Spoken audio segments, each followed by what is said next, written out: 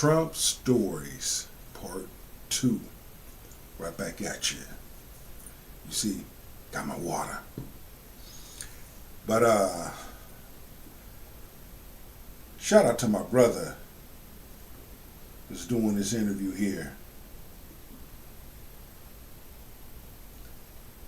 We played football together. Very important brother. And, man, I'm proud of him. He's doing amazing things. So, you know, Tyrus, man, keep doing it. Keep doing a good job. We in these times, your loved ones, give them a hug, tell them you love them. You know, if you got unfinished business with your past, go on ahead and get that taken care of.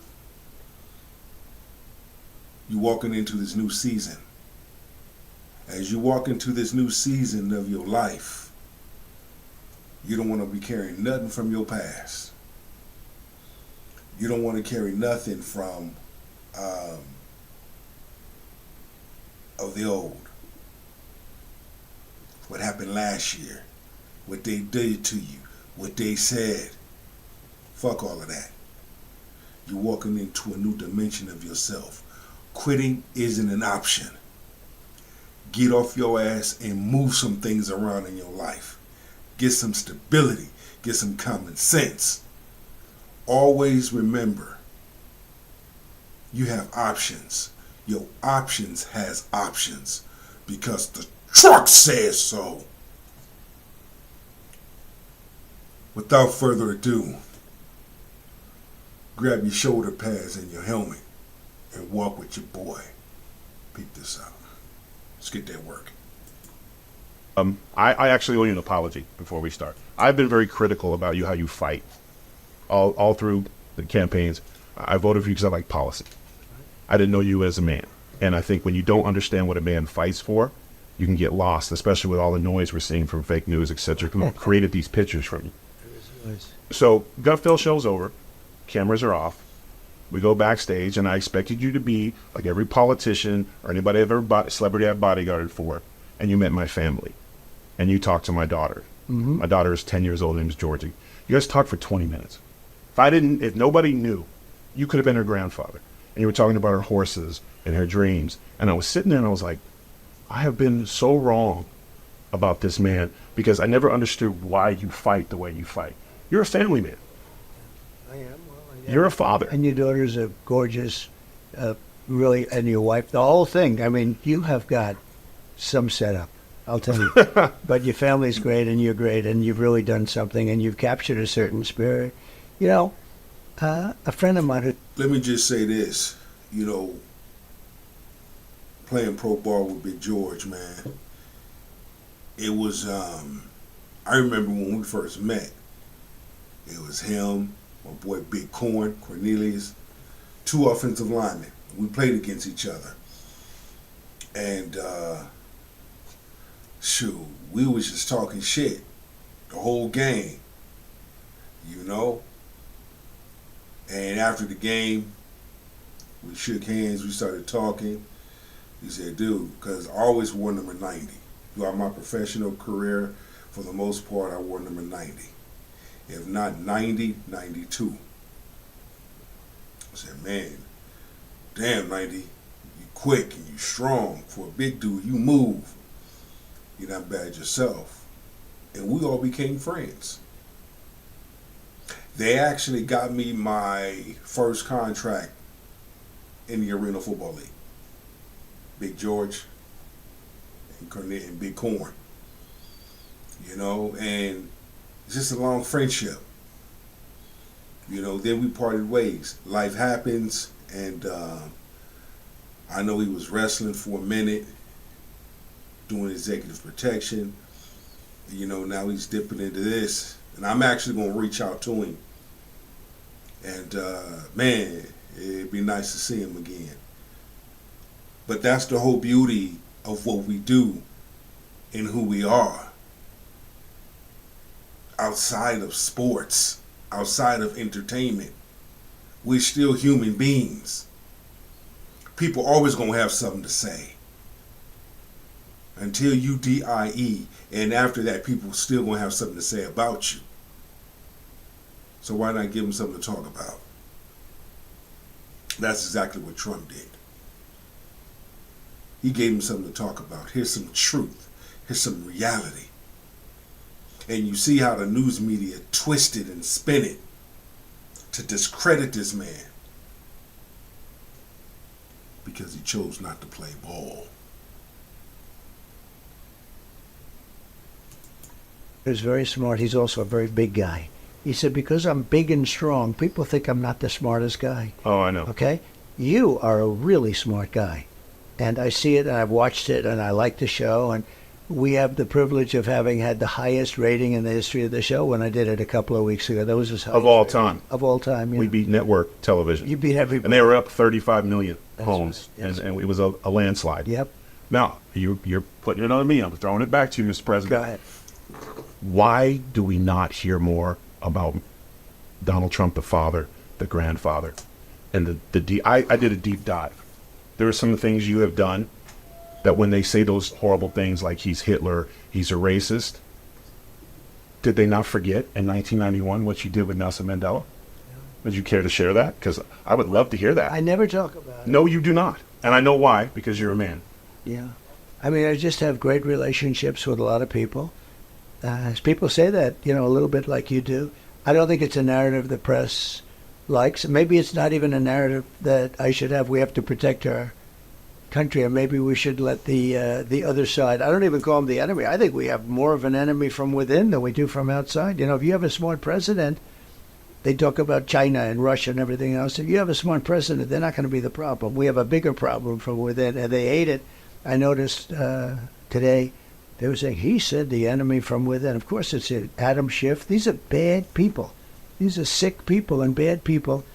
And But see, a large number of individuals don't want to hear the good. They want to hear bad. They want to hear the controversy. Instead of saying Trump bad,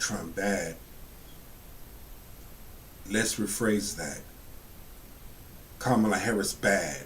Kamala bad. Kamala bad. She bad girl. Bad girl Kamala. How you like those apples? Trump has always been a person that is for individuals seeking growth, opportunity. He's for that. He's not for the fuckery. He's all for individuals. Here, you need to plant a seed. Let me help you plant that seed. Let me help you water that seed. Now, once you water that and it grows, you on your own. You see? But it's that little step that we need. It's those baby steps that we need. Sometimes it's not what you know, it's who you know. Just to steer you in the right direction. We all need that. Wouldn't you agree?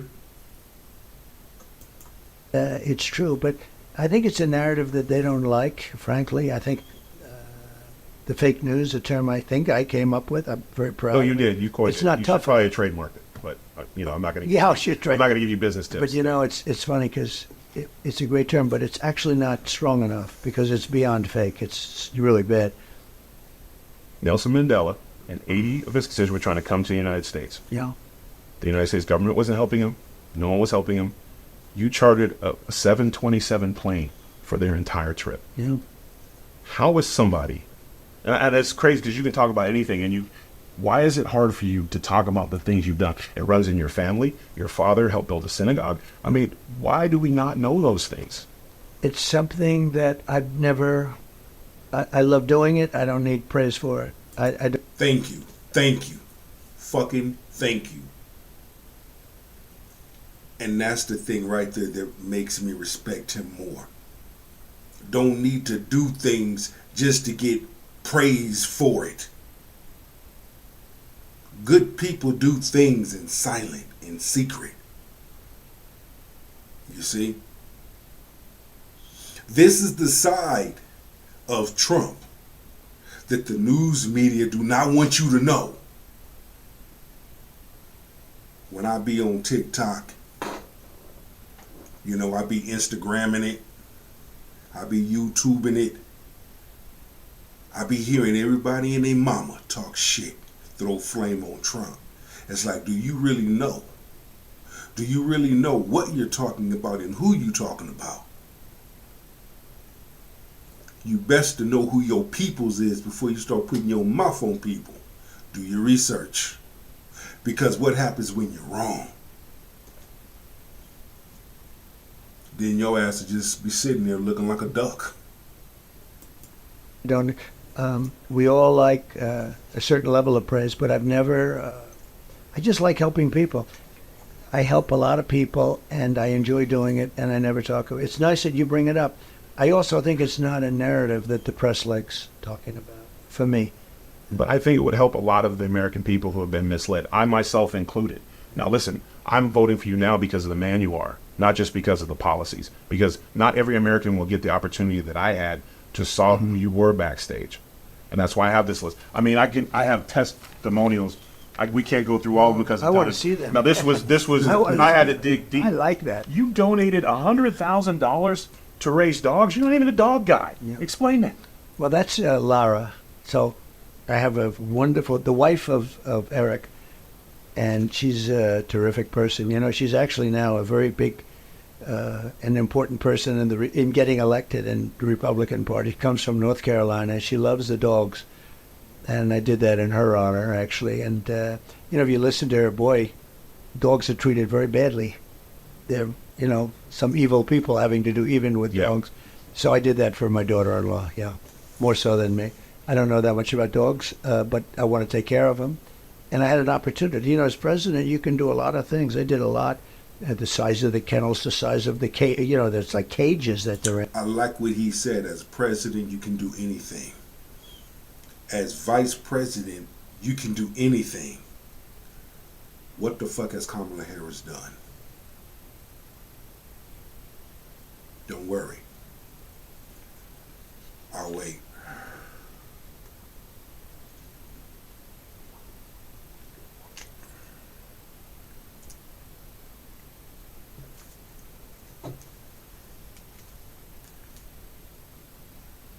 Still waiting. Still waiting.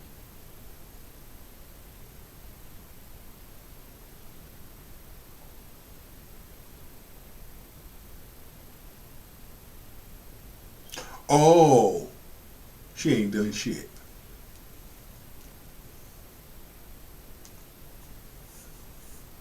She ain't done nothing.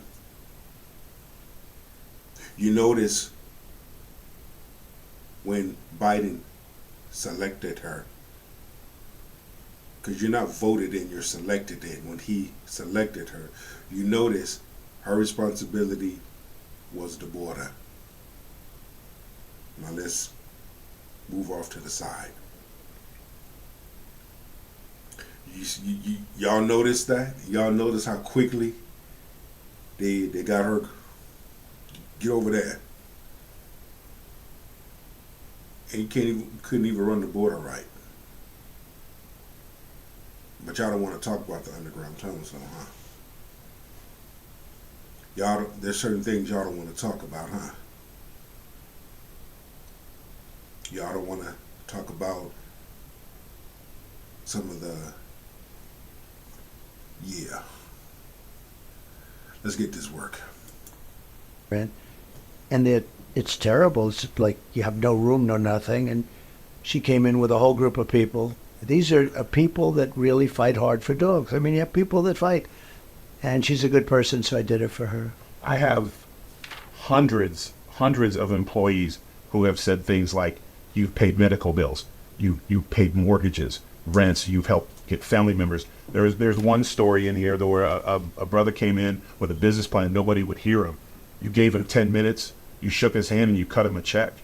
Yeah. Why is it so hard for you and even your team? I'm a little upset.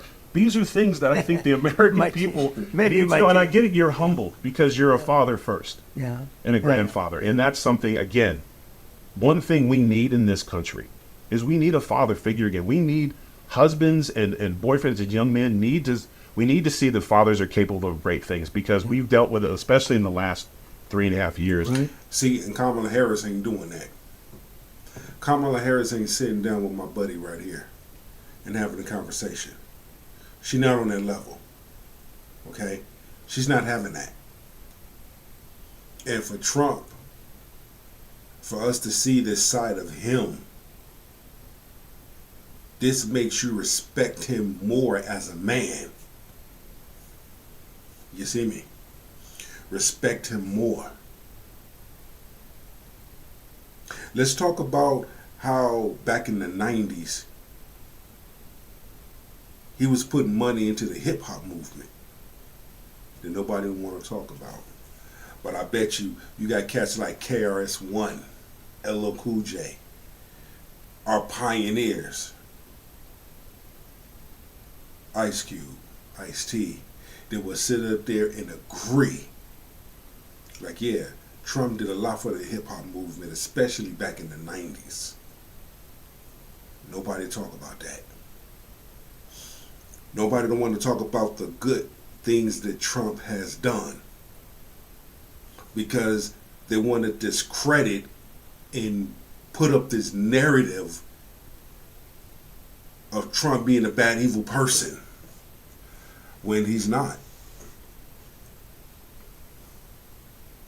And now the Democrats are scared. They shaking in their boots right now. Their panties is wet. Their panties is dirty. Got dirty drawers. They're running around like roaches. Y'all see them. Y'all see it. Getting Eminem. Barack Obama drama. Y'all seen it. Magic Johnson. I don't know why in the hell Magic Johnson would be talking. He got skeletons in his closet that he needs to deal with before he can get himself to stand up on the podium and talk to people. Don't get me wrong. Love him as a businessman. But you try to talk to specifically blacks about voting, that ain't your cup of tea, partner. That ain't your cup of tea. And Barack Obama just made an ass out of himself. I don't know what the hell he was thinking, giving us that damn halftime speech. Now you got Eminem. I'm surprised you didn't get P. Diddy in his oil. A complete dismemberment of what it is to be a man. We're under attack for everything. We are. Well, actually, manhood is Yes. under attack. I see things that are so beautiful, and the next day I see they're knocking the hell out of somebody for doing something that a day before I said, what a wonderful thing.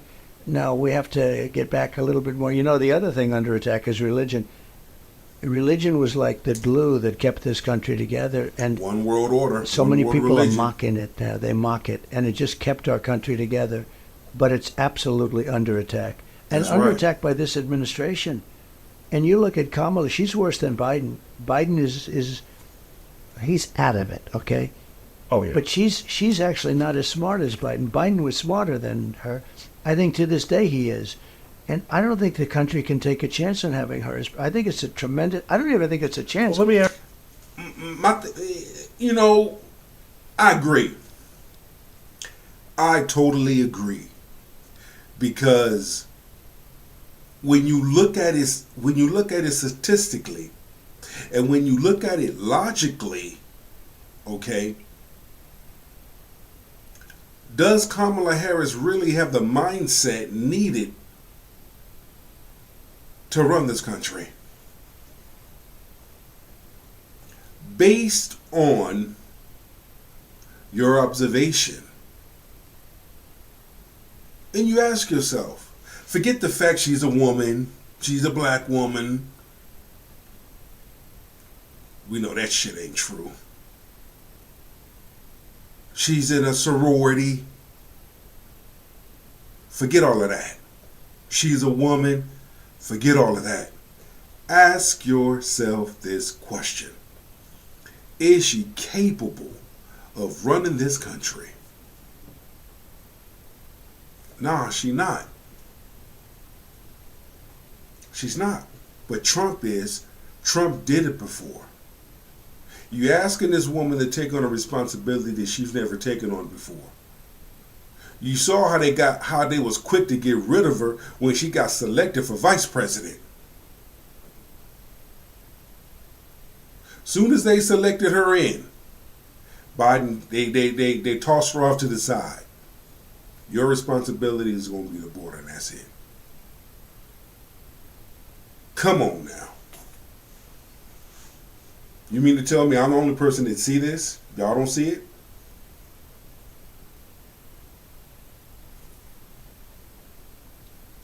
I told you, and I'll say it again. Kamala Harris become president, we're fucked, especially men. And you women that cheer her on, voting for her, supporting her, she gonna turn on y'all too, and y'all gonna get it, and y'all gonna look stupid. Well, there you go. You should have listened to man. When man said no, you should have supported man and saw the logical reason why man said no. Instead of you getting in your emotions. You gotta be logic. Let's go. I think it would be a disaster. Let me ask you the question that was posed earlier last night that she refused to answer. You debated Biden the first time, and you debated him the second time. How much of a difference did you notice from the two? So, are you talking about her and him, No, or are you talking about just him? This is him. interviews about him. Well, he was different. I think he had a really bad night. I don't think it... Cognitively? I don't know. He had a really bad, the second time. Yeah.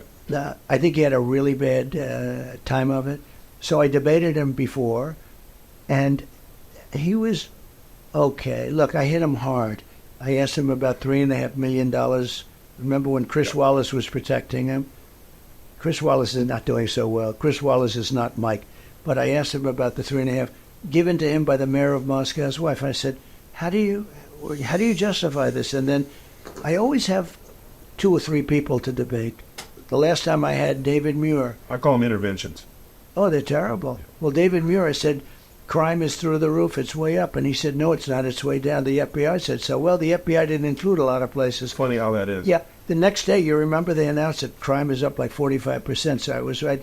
But I haven't gotten an apology from David Muir. But I don't watch him anymore. I haven't gotten an apology. No, I think Biden, look, the debate he had was not great. But I think that he's a step above her. Actually. Speaking of apologies, the brave men and women on the border, especially the horse division, that their lives were put in shambles. One of the things I have on my policy list was that would you consider giving them a day at the White House, a moment to be recognized? Are we talking what they were saying about the whips and everything else, which didn't exist? Not just them, but their families. When the President of the United States comes out and condemns them. You do it. You set it up. We win. I'm there because that's it. We have to win. If we don't win, we're not going to have a country. You're right. They were brutalized. You know, it's interesting. These people are not smart, but they're vicious. They're very vicious, and you see it. It's like fascist. It's like Marxist. I don't know what the hell it is, but the level. Look at me. The weaponization of the Justice Department. Nobody's ever seen anything like it. America. Again, this is not hyperbole. This is a guy. I don't fly private jets. I fly every airport I go to all over the country. 4 years ago. Are you able to use like one seat? Because you are. First class. First class. Of course. One seat. Yeah. Well, that means you have to stay wealthy. Well, right? or keep billing Fox. That's even better. But yeah, I like that even better. Outsource the bill. But again, it when I think about the verbiage and the things that are said about you, even after we don't even know how many assassination attempts there has been, but we know two. One of the things that when you in that moment when you stood up and you yelled fight, fight, fight, again, that's where I'm seeing the father. It wasn't about you. It was letting your family know And I'm glad my boy T brought that up, because the news media took that and twisted it around into something negative. When he said fight, fight, fight, and he threw up the fist, they took that and they twisted it to something negative. Man, but there are such great things as great people. There are such great things as great people. There are such great things as great people. They didn't feed into the news media bullshit. They didn't feed into it. They didn't believe it. They didn't feed into it. They didn't acknowledge it. They didn't receive nor welcome. And all you ladies on that show, The View, should be ashamed of yourself. I should go on that show and throw water on you to behave the way you behave. But it's all good though, because the more negative that has been put on Trump, don't y'all know that increased more of his votes? Did y'all get that? I'm going to give it to you again. More negative that has been put on Trump has increased his voting value. Let me give it to you one more again.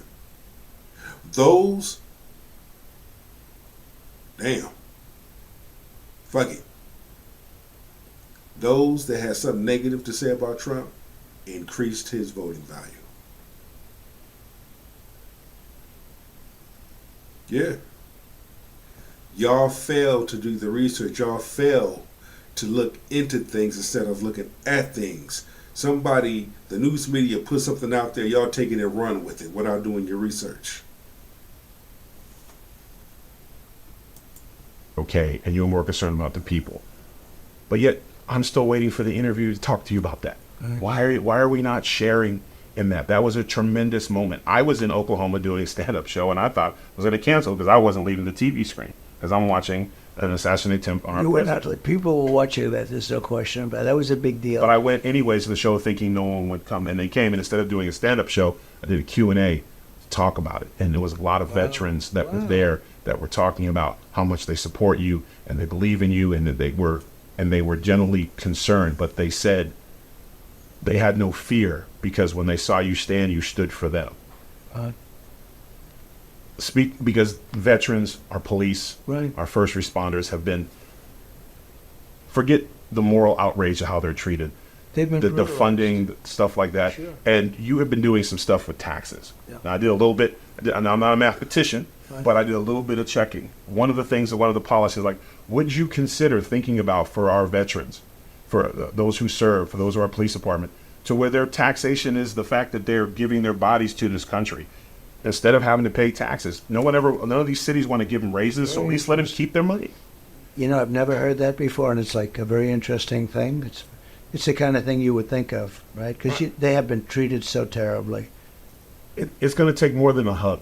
We need to, and here's the deal. If you're looking... I also would like to add to that public safety officers. Public safety officers and security. Those are two different departments, right? Those are two different positions. With public safety, their life is on the line too, because they're protecting the public in a federal facility, which happens to be a hospital, a medical facility. So we have to look at that. You see, when we give credit where credit is due, that's where I see Trump stepping in and listening to the concerns. Kamala Harris doesn't listen to the concerns. She's too busy being power hungry. She wants to position. We know most positions that she held, she didn't earn. We all know she slept her way into, her first position. We know that. And as vice president, she got selected in. She was never voted in. We know that. And we also know that if a president is unable to fulfill his duties, the vice president automatically steps in. Well, she just happens to be the vice president. So guess what? She has stepped in. You see this pattern? Or if we play devil's advocate and say that Biden is okay. He's fine. He's eating ice cream cones, sniffing little girls' hair, and, falling up and down stairs and playing hopscotch and double dutch. Let's just say he moved out the way. The other side told him to step aside, to open up that door for Kamala Harris. Because Kamala Harris can't think for herself. She's not a decision maker. But she's a good puppet. And the other side loves puppets. They write the script, she read from the script. There it is. Could it be that as well? I don't know. Allegedly? I don't know. Looking at serving in this country, in the military, or a police officer, or a firefighter, and you're young and you're coming up, and you don't have to pay taxes because you're paying taxes. It's almost an incentive to where you can get people interested. And other countries do that, as you know. Yeah. Other countries do that. Of course they do. In spades. It's something I would think about. It's something that nobody ever brought up. I've never heard it. It's interesting you're bringing it up. You're like my tax person there. But, something has to be done. Yes. And we have to attract people. I think you're the president to do it. Well, the military is now not attracting people. They're not going in. And I think. Let me just say this, too, because I got family military. To our military, active, inactive veterans, your boy Big Truck here at the King's Table, we love you. We appreciate you we thank you for your services. Law enforcement, because I've worked in law enforcement, in the prison system. I love you and respect you. Give you your flowers. When it comes to military, law enforcement, first-time responders, I give you your flowers and I put respect on your name. And just to say thank you. In the mighty name of Yahweh, let's go. Let's eat. I think it's because they don't respect the people at the top, the commanding officer. I mean, they're not. The commander-in-chief is not. I think you have to have. We were not having this problem 5 years ago. We have problems in the military right now. The one thing I will say, though, and I tell the story, we really did a great job with our military. I rebuilt the military, right? And we got rid of ISIS. And I got to know them during this very short period of time. It was supposed to take 5 years. We did it in about a month. Remember that? Yep. And I got to know the real military, not these guys that are woke and that are should I mention them? Yeah. I think we get it with the woke. No. Yeah. I'm knowing. Trust with me. Millie and his statements. Yes. And I mean, look, I guess Mattis is a nice guy, but we have people in there that are much different. Not the people on television, the people that got rid of ISIS quickly. I was told it was going to take 5 years, and we did it in a matter of literal weeks. And I said, this is a great military. And by the way, they're not woke. You could never make them woke. These are guys, you will never, ever make them woke. But they did a great job. Great job. Now, you brought us Space Force. Yeah. And now partnering with Elon Musk and stuff, I think we're going to have some great things. But one of the things I've been very critical of this administration is that I think we need to have a school force. We need to make our schools hard targets. And there's again, looking for employment for our servicemen when they come out. Because I feel like what's happening in our schools isn't a police thing, it's a military thing. Because they are trained to look for these signs and stuff. If we had military, not necessarily military, but they'll be coming over, if we use social workers, military police, and we each. So let me has ask you their this. So own- what about teachers that are in the military and they're teachers, they leave the military, they become history teachers, they become math teachers, and they're in the room and they get to know the students and they know how to use a gun. You can't have people that don't have any idea about what to do No. with guns. But people that were in the military, that are in the classroom, and they have access to guns, whether it's on them or in a little safe or something. You know, the problem is if it's in a safe, it takes a long time Right. to get it, right? So, you know, but sometimes I think, and I've heard that and I've thought about it a lot, and in some ways I like that more than just having police standing someplace in the building. Do you like that idea? It would be a small percentage of the teachers, like Yeah. 5. I get where he's coming from, and it would actually be great to have a teacher that is ex-military, that has been trained in combat, and that would actually work in some schools, to be honest with you. Even if you have public safety officers, I would use public safety officers as well versus security. No shade on security. I'm just saying public safety officers is right up under law enforcement, and there's a level of training that you have to undergo as just to be a public safety officer, because you really have to be on your P's and Q's. You really have to stay woke and stay alert. You can't even blink. If you do, your life can change just that quick. 1 minute you here, next minute you'll be gone. So that would actually be good to have. What will also be good to have is a plainclothes officer in every class, in plain clothes, sitting in the back of the class. That's what he does, just sit there.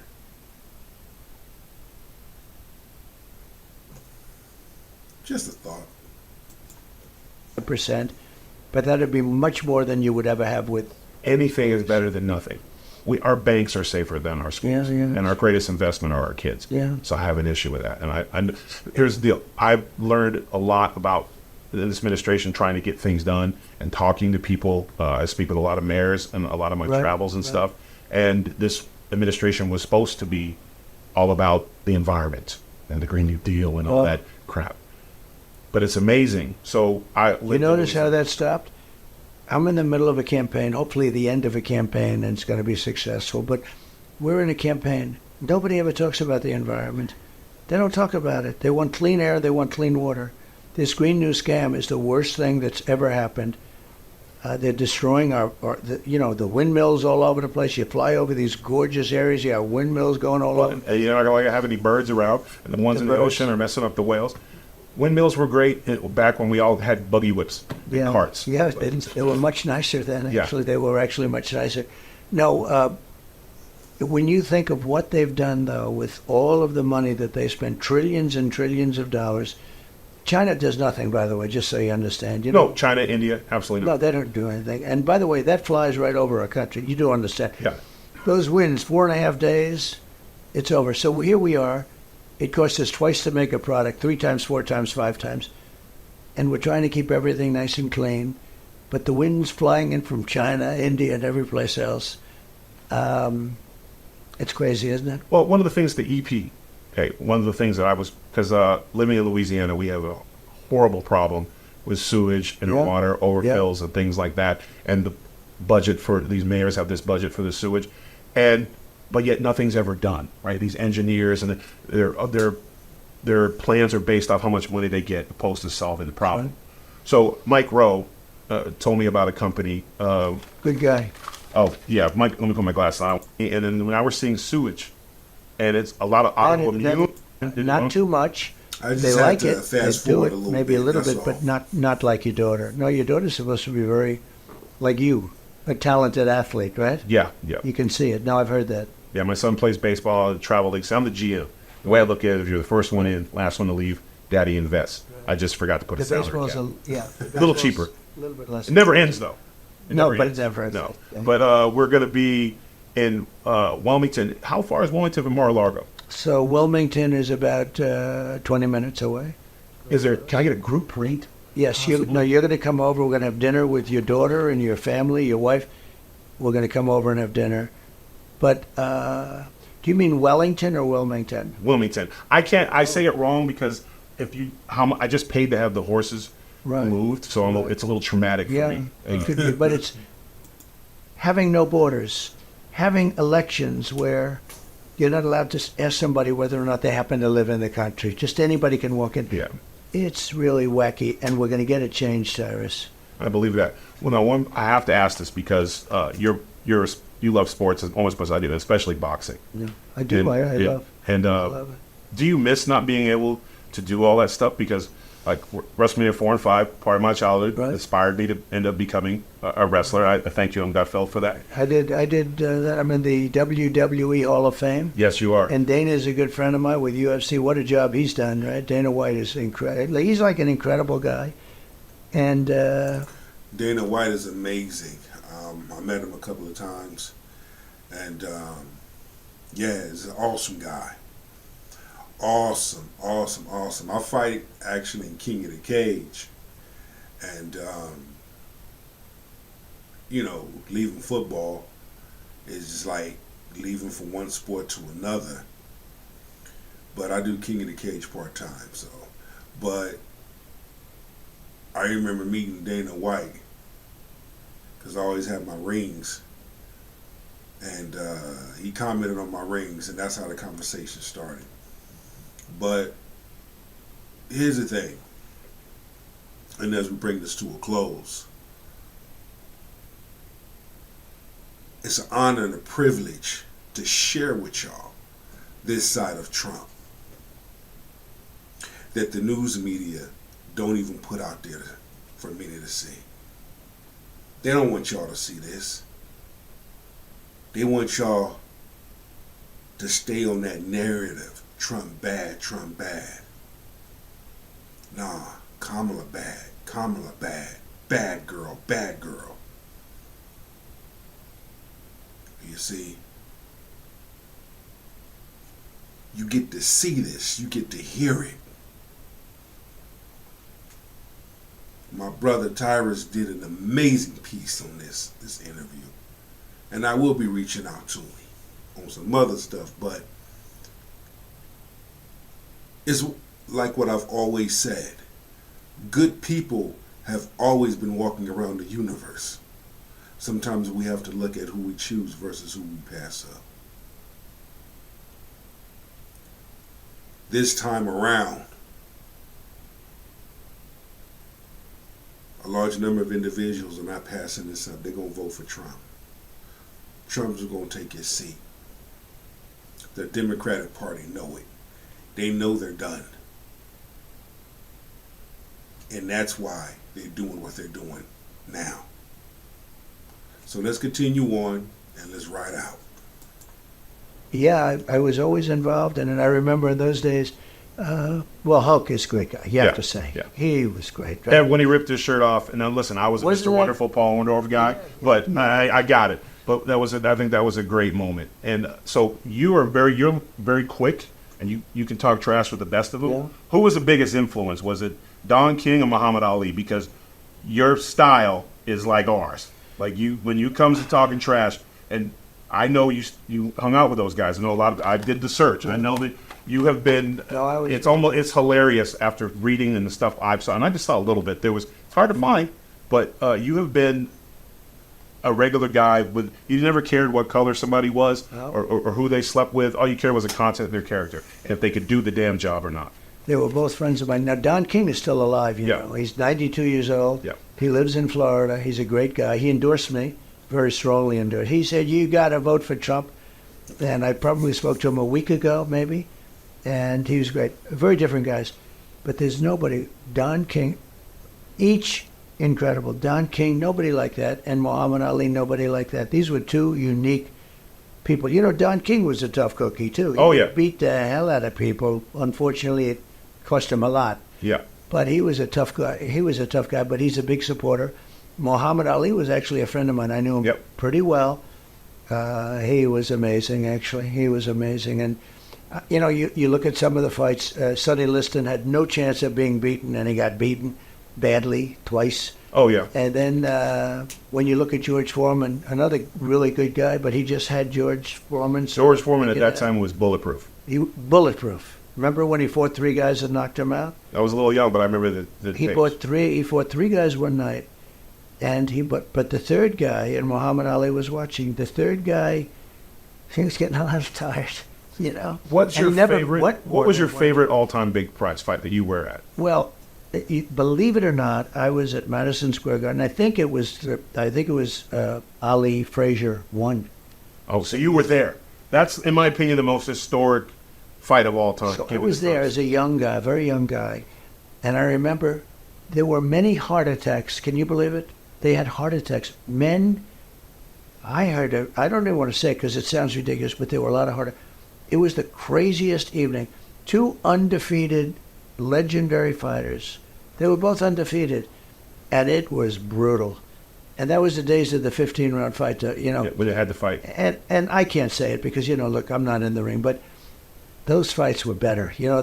Those extra 3 rounds. Well, that was the championship rounds. They were. They say 11 and 12. They were the championships rounds. Now, how are you dressed for that? Because it was the 70s and it was wild, crazy. Now, you've always been never been a big fat, but was it just the suit or did you have the jacket? I think it was just pretty normal. But I was a very young guy. Yeah. But in terms of an event, I think that was maybe the greatest event. That was the first Super Bowl. But now you have Dana White, who's done such a great job with the UFC. I don't know, the boxing, unless something happens, the boxing doesn't look the same as it did. Fighting over in Saudi Arabia is not the same thing, with all due respect. No, but it's he's done a great job with UFC. Would you ever do the UFC stuff? Watch it? Yeah. No, from years ago. Oh, years ago? Yeah, if it was available Can to you when take younger. the shots to the face? Because a lot of Oh, I'm not going to hit in the face. I had one shot. You Most of got- my fights were over in about 5 or 6 Well, seconds. that's- The weird thing would be fighting one guy. Usually I had to fight 3 or 4 in clubs. But those days are behind me. I asked Dan Gable, so he was probably the greatest wrestler of that type, right? And he was fantastic. I said, would you have done well in the UFC if they had it then? And he said, no, because I would never let people hit me in the face. It's a whole different culture, frankly. When you can get in have the the face. wrestling background. I think, Yeah. is It was a lot of I great think Kurt wrestlers. Angle would have been tremendous. Yeah, had he probably, not yeah. broke his neck and stuff. But We're going to leave it at that. I want to thank you for tuning in. Part 2, Trump Stories. You had an amazing time. You got to see another side of Trump that you didn't see before. And just the whole energy, the whole vibe. Electric, calm. A peaceful place, atmosphere for the truth to be told. Man, that's amazing. Hey, go be the best version of yourself for many people to see. Subscribe, like, and share this video. It's your boy Big Truck here at the King's Table.